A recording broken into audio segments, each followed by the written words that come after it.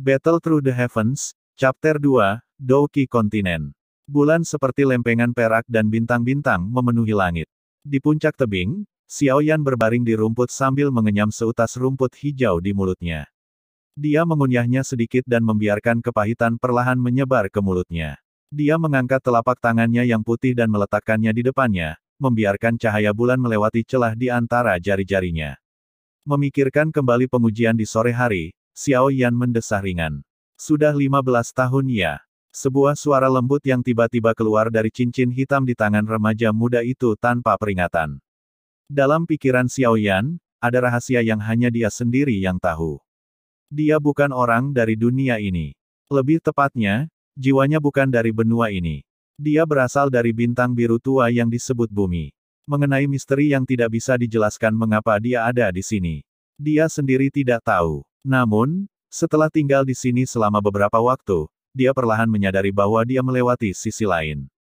Seiring bertambahnya usia, ia perlahan-lahan mulai memahami bagian-bagian benua ini. Benua ini disebut benua Douki. Di benua ini, tidak ada banyak kisah pengguna sihir dan efeknya, tetapi Douki. Douki adalah bintang utama. Di sebidang tanah yang luas ini, pelatihan Douki telah menjadi hal yang biasa setelah kerja keras individu yang tak terhitung jumlahnya yang terus melatih generasi ke generasi, memperluas pengetahuan seputar Douki hingga ke puncak. Douki dan manusia adalah satu dan sama dalam kehidupan sehari-hari dan karenanya, Douki sangat penting di benua ini. Itu bisa disebut tak tergantikan. Karena jumlah level dalam Douki terus meningkat, begitu pula jumlah cara untuk melatihnya. Setelah melalui sistem analisis, peringkat Douki di benua Douki dipecah menjadi 4 kelas yang berbeda yaitu, Huang, Xuan, Di dan Tian. Dan setiap kelas dibagi lagi menjadi tingkat pemula, menengah dan tinggi. Teknik Douki yang Anda pelajari juga menentukan seberapa kuat Anda nantinya.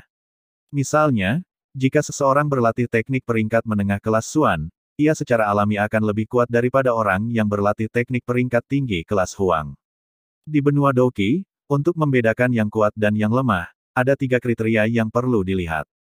Pertama, dan juga yang paling penting, adalah kekuatan tubuh alami Anda. Jika seseorang hanya memiliki tingkat kekuatan bintang 1, bahkan jika dia berlatih teknik peringkat tinggi kelas Tian, dia tidak akan bisa mengalahkan master tempur kelas Huang. Berikutnya adalah level teknik. Jika 2 orang dengan kekuatan bawaan yang sama bertarung, yang satu dengan teknik yang lebih baik jelas akan menang. Terakhir adalah Douji. Douji adalah jenis keterampilan khusus yang digunakan saat mengendalikan Douki dan di tanah Douki, Douji juga dipisahkan menjadi Huang, Xuan, Di dan Tian.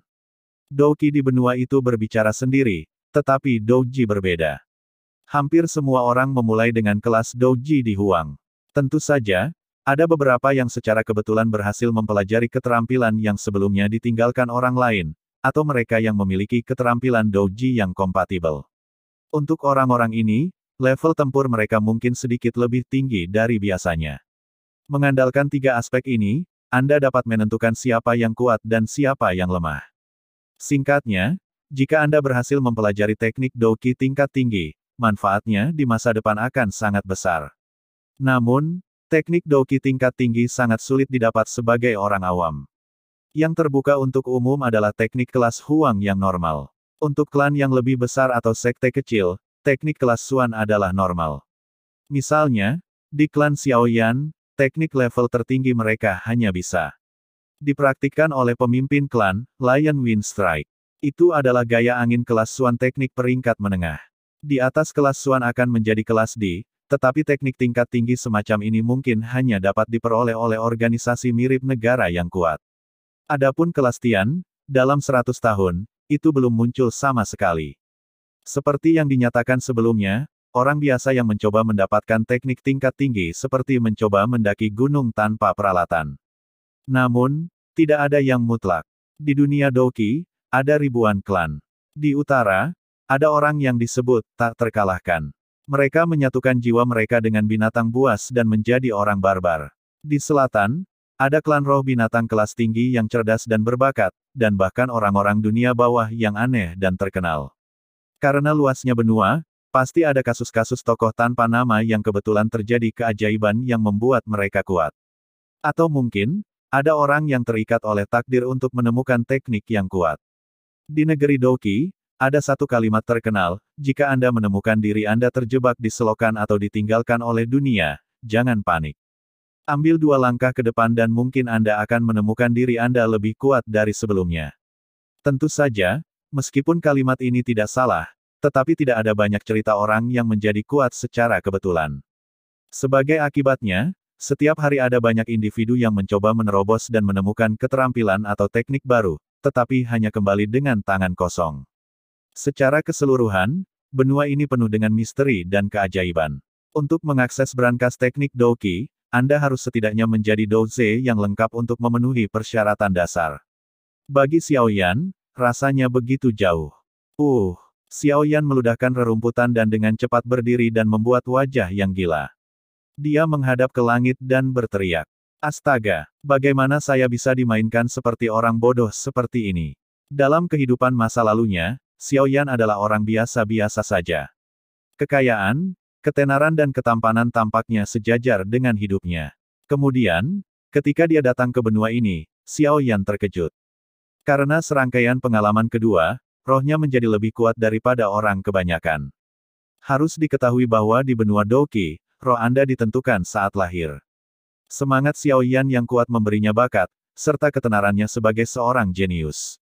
Untuk orang biasa, jika mereka diberitahu bahwa mereka bisa menjadi jenius, ada sedikit keraguan bahwa mereka akan mengklaim ketenaran mereka dan menjalani kehidupan yang tinggi. Bagi orang biasa seperti Xiao Yan, ketika ia mulai melatih Douzi Qi-nya, godaan untuk bisa menjadi terkenal akan menjadi tak tertahankan. Tentu saja dia tidak akan memilih untuk tetap tersembunyi dan terus berlatih. Jika tidak ada kecelakaan, Xiao Yan mungkin bisa tumbuh lebih banyak lagi dengan label jeniusnya. Sayangnya, pada usia 11 tahun, labelnya dicuri darinya dan dalam satu malam, seorang jenius berubah menjadi sepotong sampah. Setelah berteriak di bagian atas paru-parunya untuk sementara waktu, wajah Xiao Yan akhirnya kembali tenang. Tidak peduli seberapa marahnya dia tidak akan bisa mendapatkan kembali kekuatannya. Dengan menggelengkan kepalanya, Xiao Yan merasa sengsara. Dia tidak tahu apa yang terjadi pada tubuhnya, dan tidak ada yang tampak luar biasa. Semangatnya tumbuh seiring bertambahnya usia, seperti yang diharapkan. Penyerapannya terhadap Douzi Qi juga sangat cepat.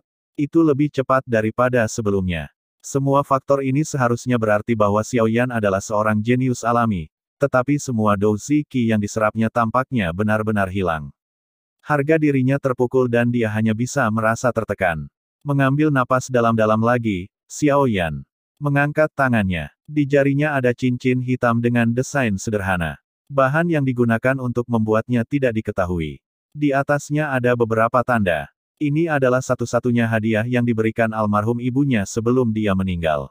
Dia mulai memakainya sejak usia 4 tahun sampai usia 10 tahun kemudian, dia masih mengenakannya. Itu adalah hadiah berharga dari ibunya dan Xiao Yan sangat menghargainya. Dia menggosok cincin itu dan berkata dengan getir, beberapa tahun ini, aku benar-benar mengecewakan ibu, ya. Menghela nafas dalam-dalam, Xiao Yan dengan cepat berdiri dan berbalik, berkata kepada sosok hitam dari hutan, ayah, mengapa kamu datang? Meskipun Douzi Qi-nya hanya tahap ketiga, kesadaran rohaninya mirip dengan Douze bintang 5, bahkan mungkin lebih baik. Sambil memikirkan ibunya, tiba-tiba dia merasakan gangguan dari hutan. Dari dalam rumpun pohon, setelah hening sesaat, sebuah suara lembut terdengar. Ah Yan sudah terlambat. Kenapa kamu masih di sini? Pohon-pohon bergetar sedikit dan seorang pria parubaya melompat keluar, wajahnya tersenyum lebar. Matanya terpaku pada putranya di bawah sinar bulan. Pria parubaya itu mengenakan jubah abu-abu yang terlihat mahal. Dia berjalan dengan wajahnya yang bangga dan bermartabat. Dia adalah pemimpin klan Xiao, serta ayah Xiao Yan, bintang 5 Douzi, Xiao Zhan. Ayah, mengapa Anda belum kembali untuk beristirahat? Yan apakah kamu masih memikirkan apa yang terjadi sore tadi? Mengambil langkah besar ke depan, Xiao Zhan tersenyum lagi. Haha, apa yang harus dipikirkan? Itu sesuai harapan saya. Xiao Yan menggelengkan kepalanya dan memaksakan senyum. Melihat wajah lembut Xiao Yan, Xiao Zhan menghela nafas. Mereka berdua terdiam beberapa saat, sebelum Xiao Zhan berkata, Yan kamu sekarang 15 tahun, bukan? Ya, ayah. Hanya 1 tahun lagi, kamu harus menghadiri upacara kedewasaan. Ucap Xiao Zhan. Ya, ayah. Hanya 1 tahun tersisa. Tinju Xiaoyan mengepal untuk sementara waktu sebelum dia menjawab. Dia sangat jelas apa artinya upacara kedewasaan. Setelah upacara berlalu, bagi Xiaoyan yang tidak berlatih, dia akan tunduk pada kriteria mencari teknik Doqi.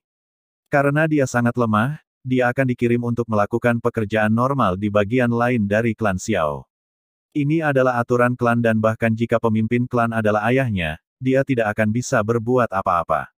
Maaf, Yan Er. Jika kamu tidak mencapai tahap Dou Ziki ke-7 tahun depan, aku tidak bisa melakukan apapun untuk membantumu. Tidak peduli seberapa banyak yang saya inginkan. Di klan ini, aku bukan satu-satunya pembuat keputusan. Ada juga orang-orang tua yang menungguku untuk membuat kesalahan. Melihat Xiao Yan yang damai, Xiao Zhan menyuarakan rasa bersalahnya. Ayah, aku akan terus bekerja keras. 1 tahun kemudian, saya pasti akan mencapai tahap 7 Dou Ziki. Xiao Yan meyakinkan ayahnya. 4 tahap dalam 1 tahun.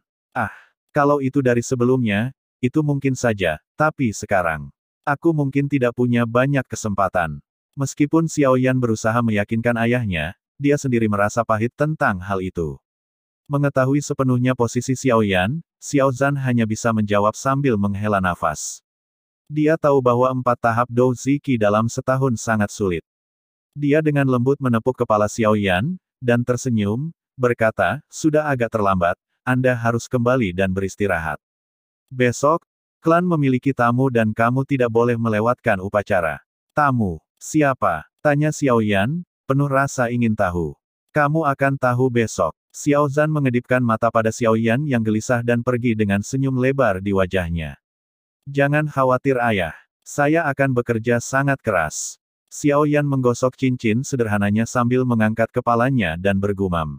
Tepat ketika Xiao Yan mengangkat kepalanya, cincin hitam di jarinya tiba-tiba menyala dengan cahaya misterius yang melintas. Xiao Yan berkedip, menyadari itu bukan manusia.